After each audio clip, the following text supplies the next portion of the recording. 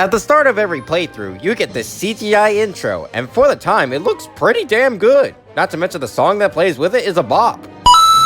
Also at the start of every playthrough, you're met with a tutorial on the game's central mechanics as well as the option for what kind of build you want for your playthrough. While it is pretty lengthy, I can appreciate how thorough it is. Also, in case you're wondering, I chose to focus on the sword while abandoning the staff because my playstyle is smacking things hard with a big stick. Okay, this happens a lot in this game, so I might as well get it out of the way now. The faces in this game are weird. Sometimes the characters will have actually animated faces that look really good, even by today's standards, and other times the faces will be soulless blank textures with no concept of lip syncing. And I don't mean you'll have just one or the other for specific cutscenes, they swap between the two for almost every cutscene, and it's really jarring. Some of you may say that it's a remastered PS2 game and that I'm expecting too much, but again, the actual faces look really good. I don't think this is just a PS2 limitation. It would be one thing if they saved the textured faces for the static interactions with NPCs, but given that they swap between the two constantly, you can see why that's jarring. Luckily, the graphics as a whole are pretty good for the time. I haven't played a ton of PS2 games, but even I can say that this game holds up fairly well, save for the 15 FPS water. Not to mention the buttery smooth performance in the remaster makes it a joy to see. Unfortunately, there's a major aspect of this game that isn't so fun. I'm willing to bet that this was a product of its time, but that doesn't mean it's above criticism. Before getting any upgrades like high jump and glide, the jumping in this game is really jank. Every time you land, Sora just stands in place for a second, which causes a small but noticeable delay. You can circumvent this by jumping at the correct time, but that makes it more difficult to land on the correct platforms. It's better than what something like Mario 64 offered, but it's still not very good.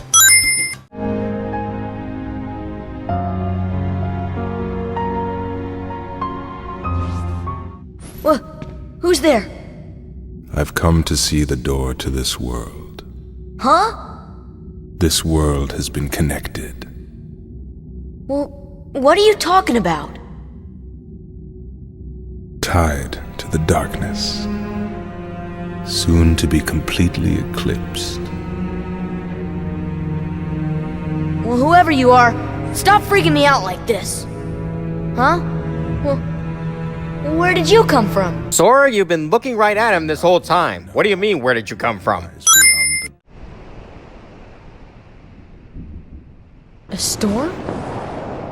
Oh no! The raft!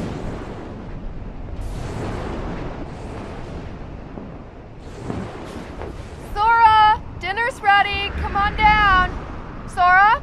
And that's the last we will ever hear of Sora's mom. Seriously, why did they bother giving him a mom in the first place if this is her only contribution?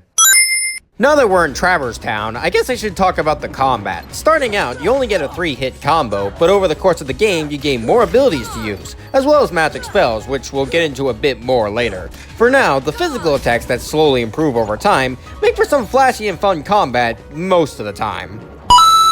This bit is probably just a me thing, but Kingdom Hearts has a serious problem with directing the player on where to go a lot of the time. For example, when you enter Traverse Town for the first time, you enter Cid's workshop where he gives you some basic information about the town and tells you to just search around for your friends. After which you're expected to go as far as you can into the town and then go back to Cid's workshop to continue the story. What? The only reason anyone would think to do that is because it's literally your only other option. And it's not like the shortcut back to the first district unlocks when you get that far. You aren't told that the Keyblade can open any locks you find, nor are you able to beforehand. Who honestly thought that having the player go through all 3 districts and then go all the way back to where you started without telling them that was a good idea? So after you complete Traverse Town, you go on to travel to the many Disney worlds, and you do so via the Gummy Ship. In this ship, you can partake in these shoot-'em-up minigames on your way there, and you can even customize your ship into anything you want, so long as you have enough blocks to do so. Personally, I didn't spend much time customizing beyond what was required for completion, and once I got the warp drive, I mainly stuck with that for traversal. However, the minigames themselves are pretty fun, if a little slow. In fact, they kinda reminded me of Star Fox. Anybody remember Star Fox? No? Neither does Nintendo. Hey guys, we should help her out. We're outsiders, so wouldn't that be muddling? Oh, yeah. And that's against the rules. I probably should have brought this up a bit earlier, but since it actually plays a part here, I think it's better suited here. So earlier, Donald and Goofy established that the biggest rule when it comes to visiting the other worlds is that you can't meddle with affairs that don't concern you, nor can you tell any of them where you're from. Sounds reasonable enough, so what's the problem? The problem is, they tend to play loosey-goosey with this rule whenever they feel like it. It starts off like they're going to stick to the rule, with Goofy almost mentioning the Heartless before immediately shutting up, but then later on in Atlantica, he just casually mentions the keyhole to King Triton. Plus, in Agrabah, Aladdin asks to go with Sora and the gang to save Jasmine, but Donald and Goofy say no because that would be meddling. Yet in the same cutscene, they allow Genie to come with them as a summon? Do you get what I'm saying? What does and doesn't count as meddling? You can mention the keyhole that brings the Heartless to the worlds, but not the Heartless themselves? Why can only certain characters be taken out of their respective worlds? What is the answer? Damn it. Well, at least Wonderland itself is fun. It carries most of the charm it had in the original movie, and the various quirks and riddles show their faces quite well. Also, your guy is the Cheshire Cat, and he's always a joy to see. Might as well talk about the variety of magic now, since you start getting spells by this point. In addition to smacking things with your Keyblade, you also gain a variety of magic spells to utilize in combat. There are elemental spells like Fire, Blizzard, and Thunder, a healing spell with Cure, and other spells like Arrow for defense and Gravity for dealing big damage to tanky foes. All of which can only be upgraded 2 to 3 times for more effective use, but they're also used for various puzzles throughout the worlds. Nice execution for well thought out mechanics.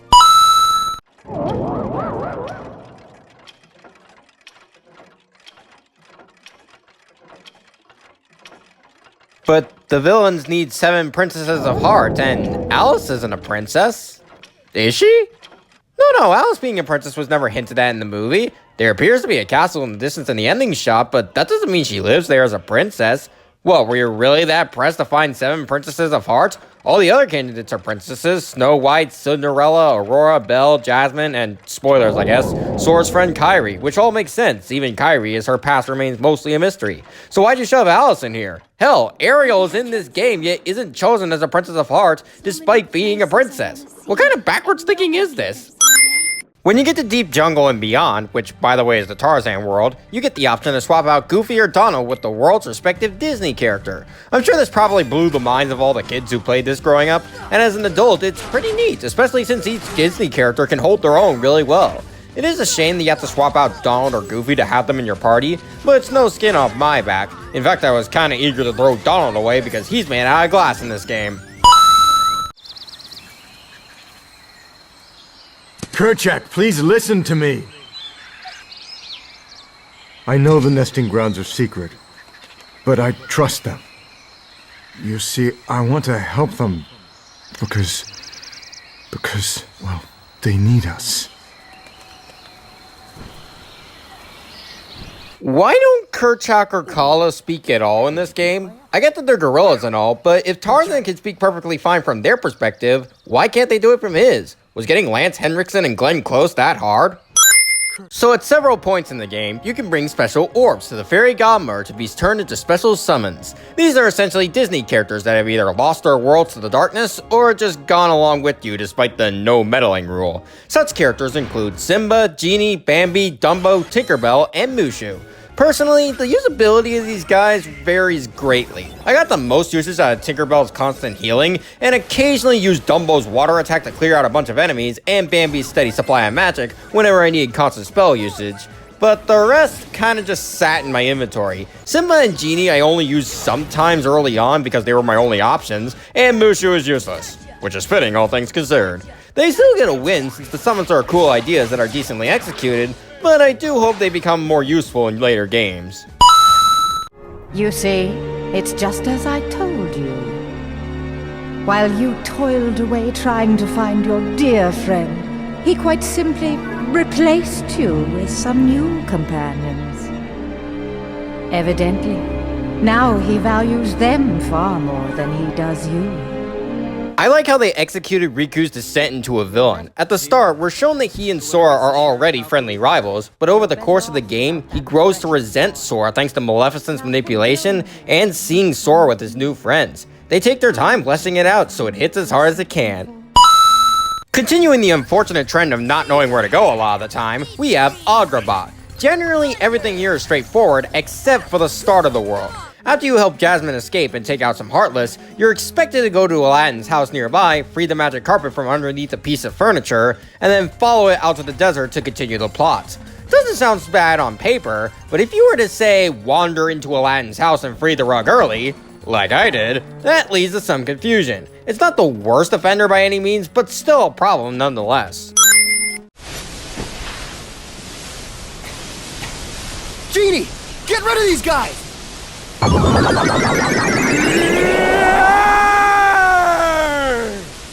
Wish number one coming right up!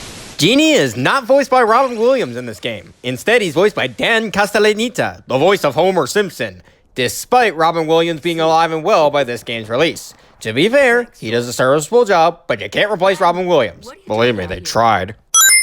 But you fools won't live to see what lies beyond it. Genie, my second wish, crush them! Genie, no! Sorry, Al. The one with the lamp calls the shots. I don't have a choice. But wasn't one of the rules of the lamp that you can't kill anybody? How is this any different?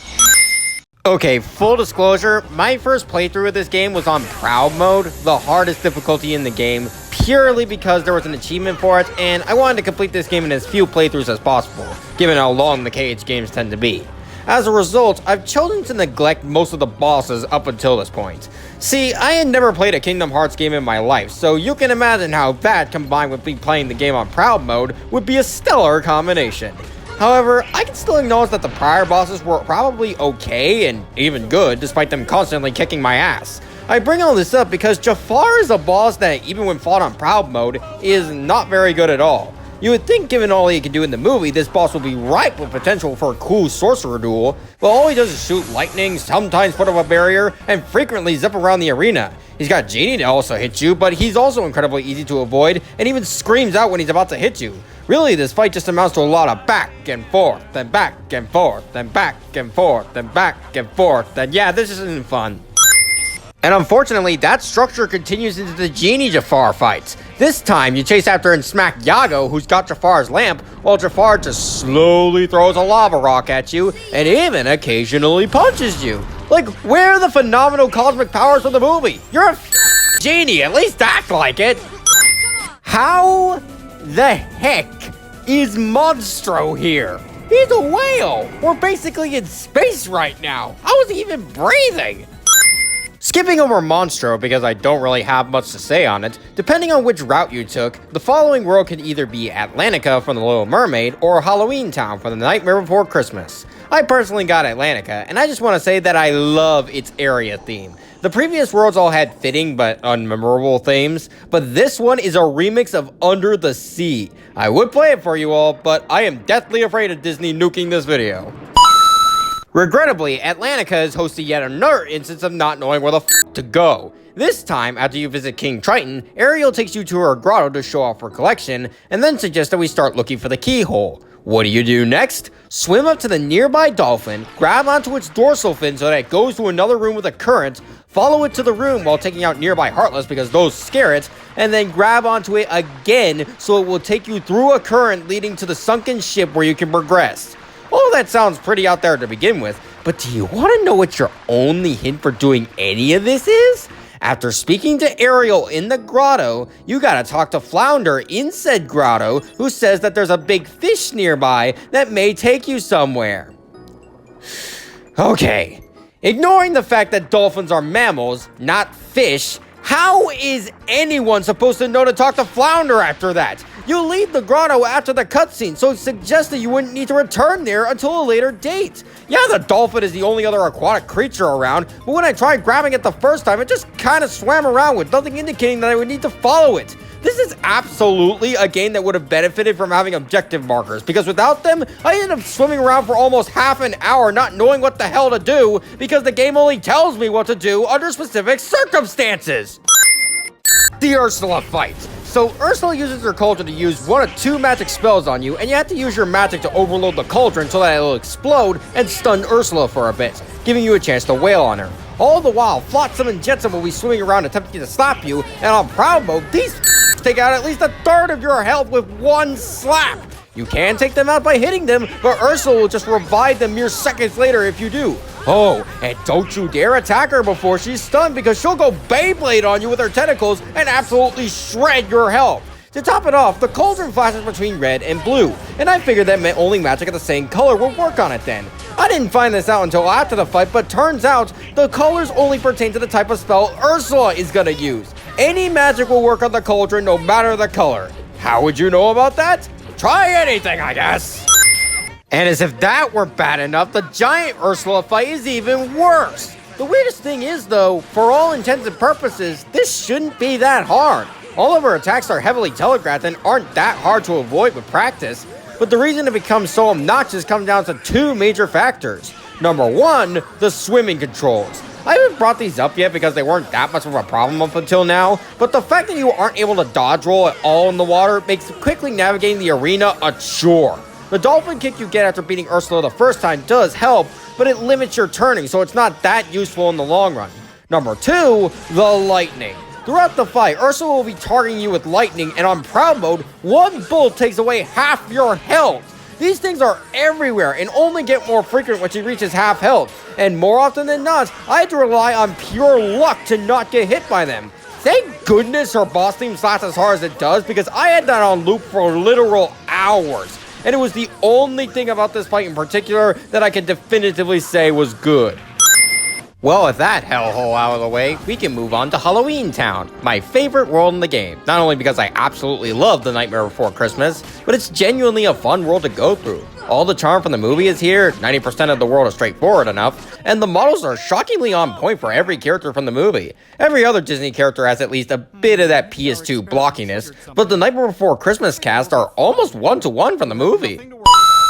Also, as its own win, the area theme is a remix of This Is Halloween, which is always a bop. Again, I can't play it because Disney's looming over my shoulder, but I'm gonna give it a win nonetheless.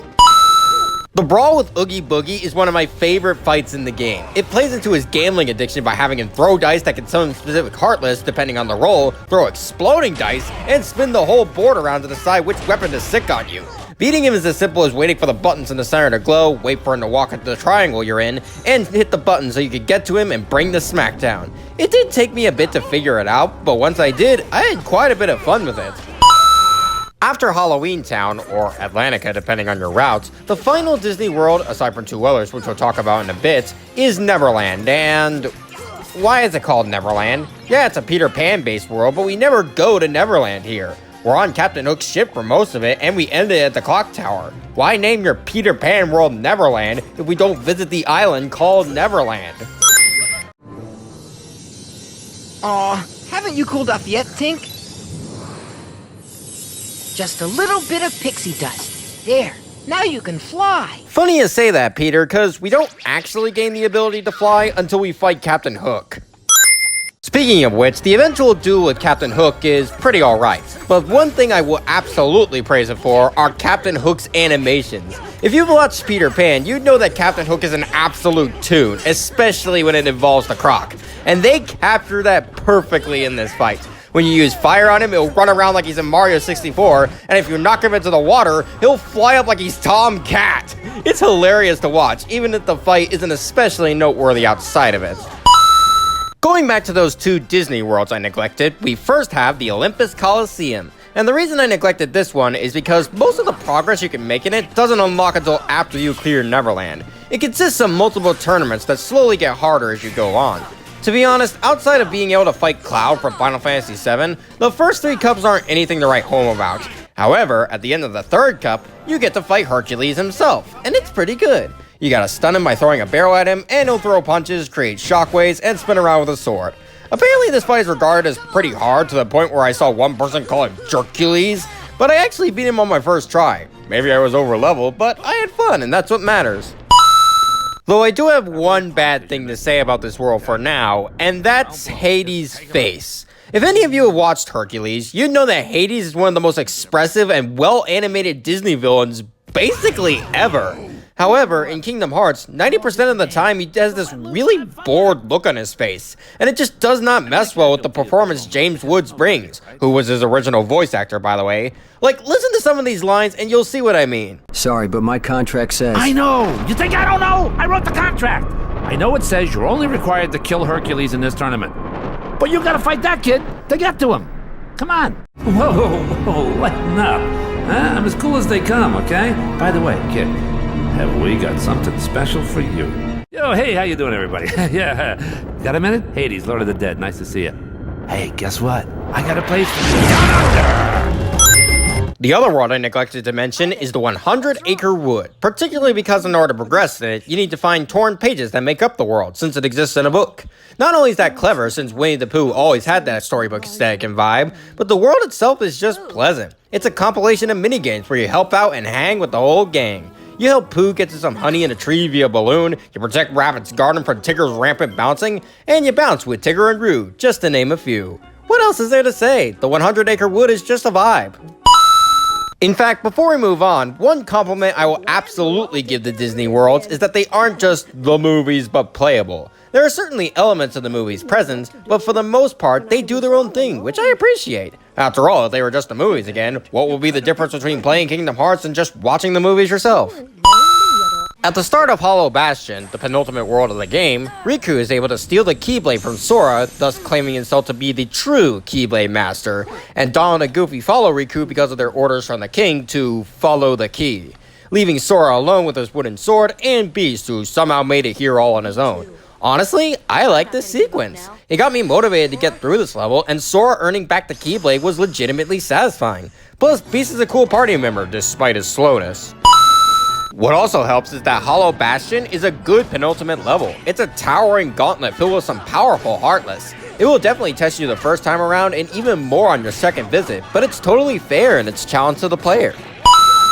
At the end of your first visit, you face off against Maleficent twice, once in her normal sorceress form and once in her dragon form. The first fight is pretty easy, nothing to write home about, but her second fight is where shit hits the fan. I'll give it some credit, I didn't struggle on it nearly as much as I did on Ursula's fights, but I still think it's really hard. Two attacks in particular are the major offenders of this fight. Her tail attack deals a large amount of damage and requires very specific timing to avoid, and her homing flame attack can mess you up if you don't know how to avoid it.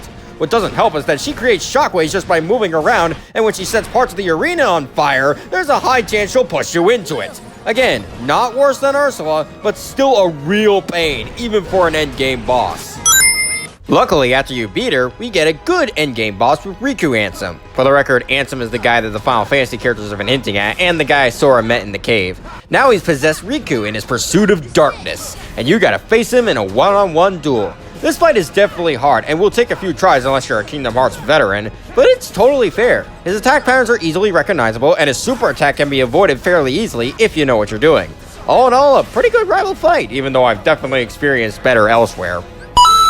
So after your second visit to Hollow Bastion, which I've skipped over because it's just the same level but with more difficult Heartless and a really easy behemoth boss fight, you can get the Cure spell upgrade from Aerith by talking to her 3 times, and nothing in the game really tells you that. Granted, a few of the spell upgrades are obtained via obtuse methods, but most of the important ones are handed to you at the end of each world. Plus, Curaga is one of the most useful spells to use in the endgame, so why would you lock it behind this of all things?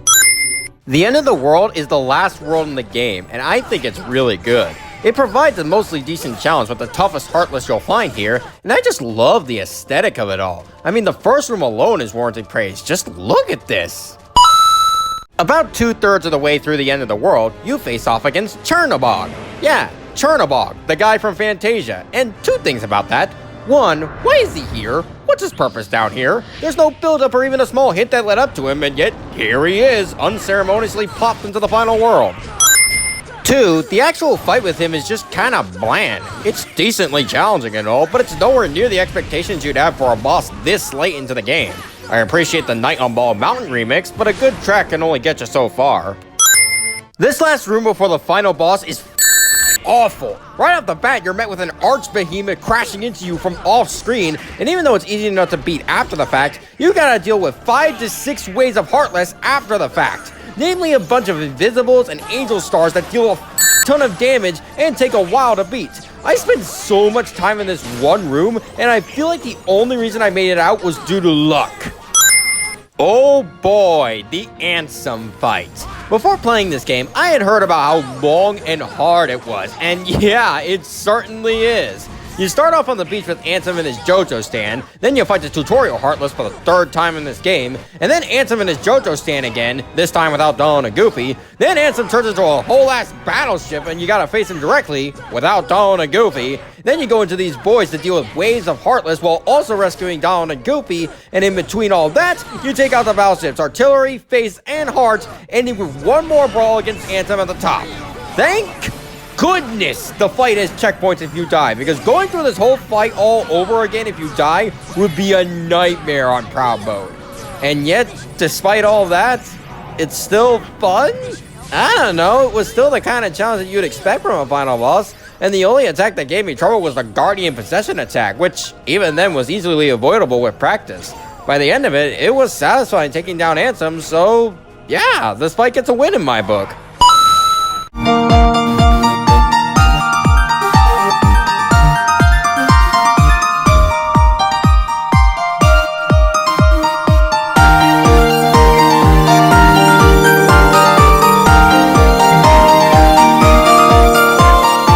Okay, this moment was pretty sweet, and I can't not give it a win. I'm a sentimental guy, sue me.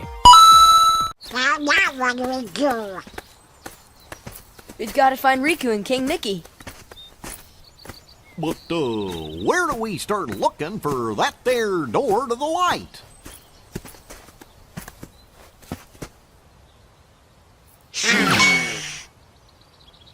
Huh? Huh?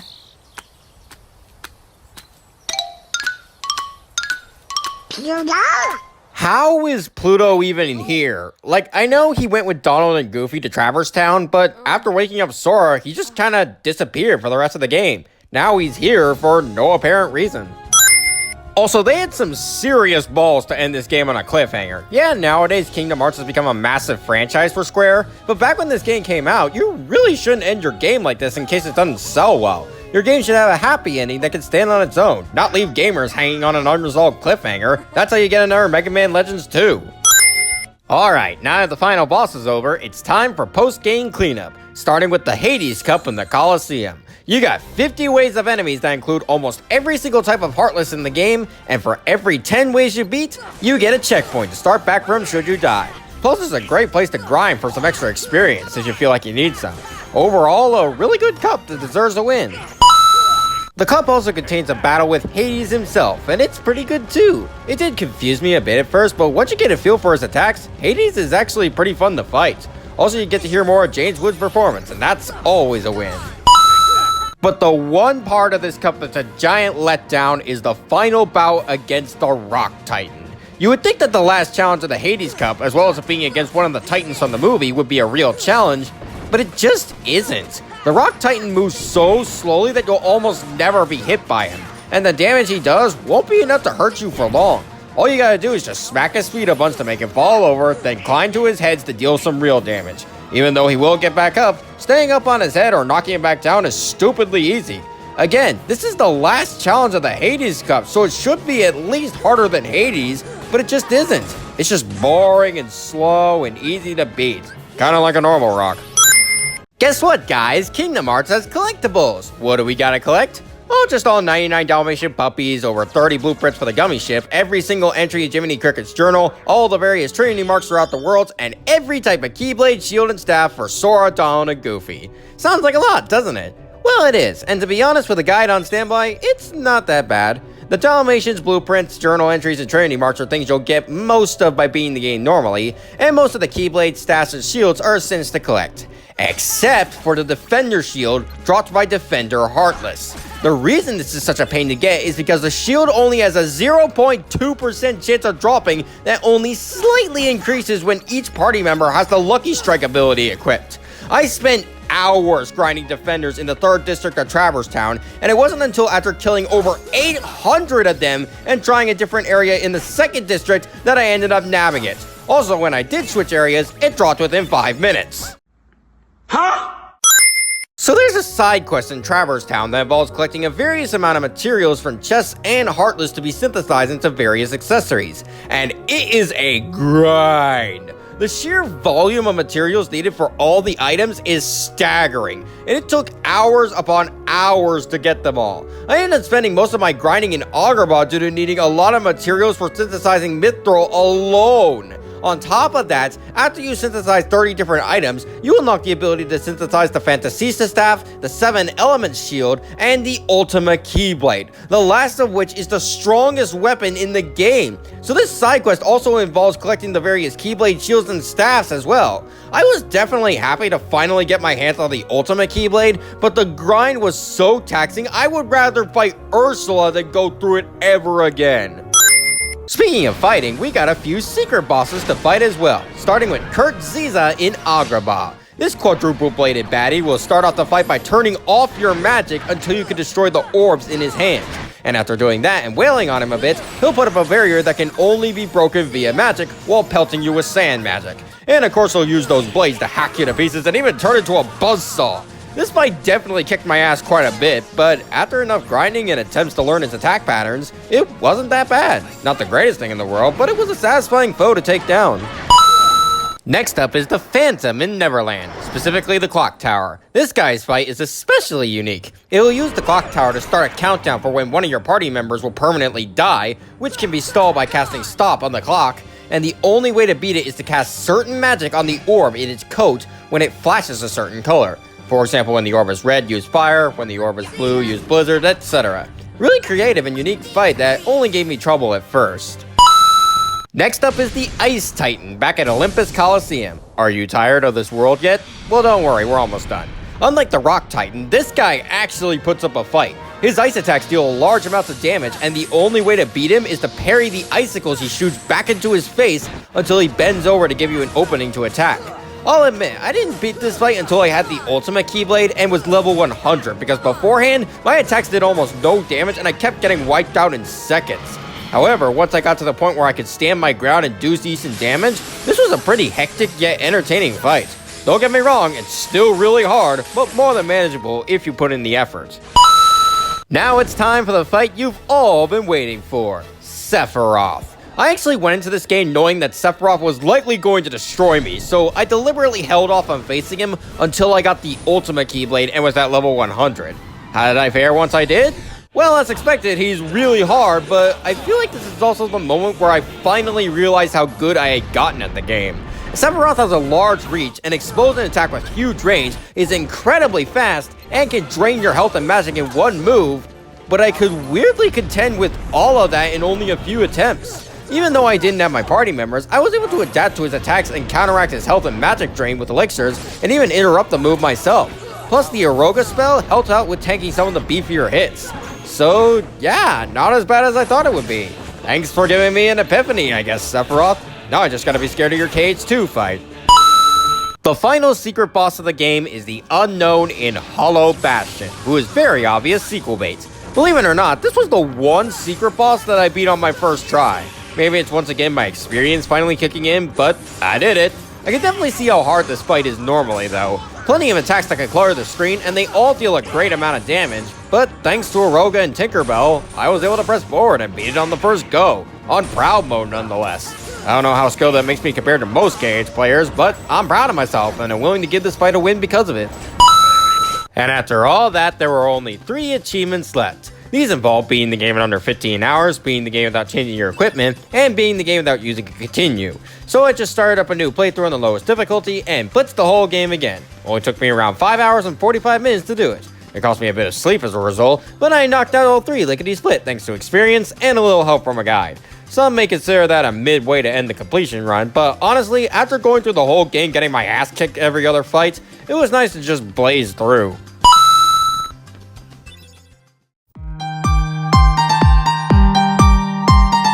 Well, that was certainly something. I bet you didn't expect the Sin Counter to have a lead for so long. Yeah, unfortunately, my experience with Kingdom Hearts was pretty rough.